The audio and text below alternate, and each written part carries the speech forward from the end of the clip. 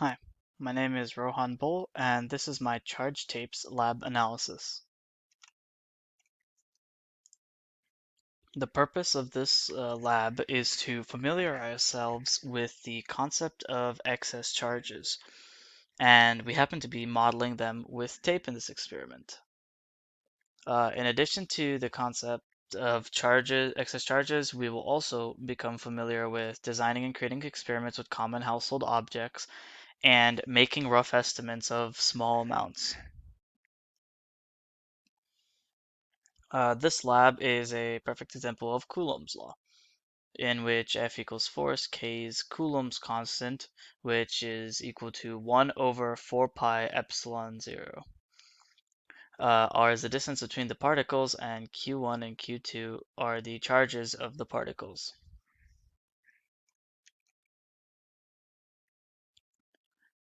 The actual experiment here is to take both of the negatively charged pieces of tape and find out the distance that they repel from each other.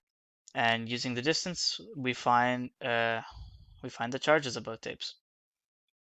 We can ensure that the tapes are negatively charged by rubbing a plastic pen on them and seeing repulsion. So in order to create these negatively charged pieces of tape, um, we take two pieces of tape and stick them together and then quickly rip them off. To ensure that one of them is negative, you rub a plastic pen on that, and if it pushes it away, then it's negative. Repeat this to create a second tape, and then suspend one tape in the air and hold the other underneath it in order to find out the distance between them. Record it to the best of your ability. So some assumptions here is that both tapes have the same charge, which obviously they will not, but we just have to assume that they will. We're going to use an approximate length to number the atoms on the surface. Air resistance does not exist, and that both tapes are point charges rather than whole objects. So some data that was recorded is tape length is 0.216 meters, tape width is 0.0225 meters, the repelled distance is 0.025 meters, the force of gravity on the tape, which is calculated through an equation, was negative 2.118 times 10 to the negative third.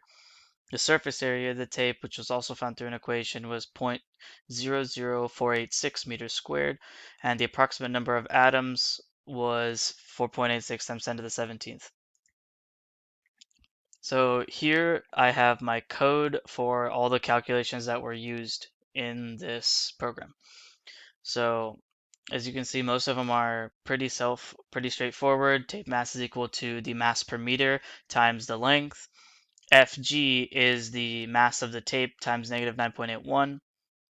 The charge of the tape, however, was the rearranged formula, so now it's negative square root of 1 over 4 pi epsilon 0 times negative Fg times the distance squared.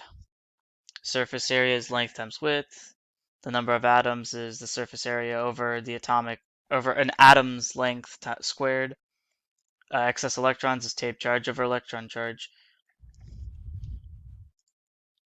So the output of the program gave us this: the mass of the tape, force of gravity, surface area, the number of atoms, calculated number of atoms, calculated electrons, charge of the strips, and the ratio of excess electrons to atoms. So this is some of the graphics coding. Each of the tapes were turned into point charges, and they were represented as spheres. Gravity is the yellow arrow pointing downward, and the red arrows pointing away from each other are the repulsion. So here are the reflection questions. What if the electrons had a positive charge and protons had a negative charge? Well, this wouldn't change anything, as both tapes would still have the same charge and they would still repel each other. And why is it important to handle the charged tape as little as possible?